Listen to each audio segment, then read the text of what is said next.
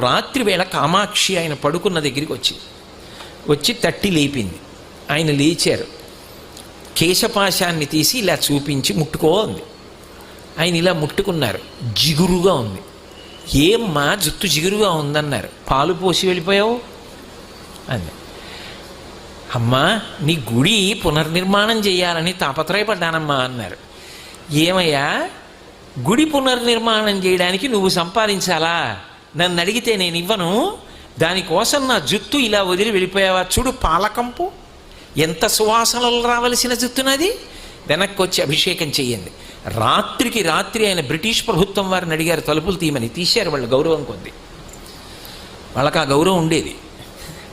తలుపులు తీస్తే వారు గబగబా వచ్చి కంచిలో అమ్మవారికి మళ్ళీ అభిషేకం పూర్తి చేశారు. ఆ తర్వాత ఎక్కడి నుంచి వచ్చిందో కాసుల వర్షం పడిపోయింది. ఆ దేవాలయం అంతా పునర్నిర్మాణం చేశారు.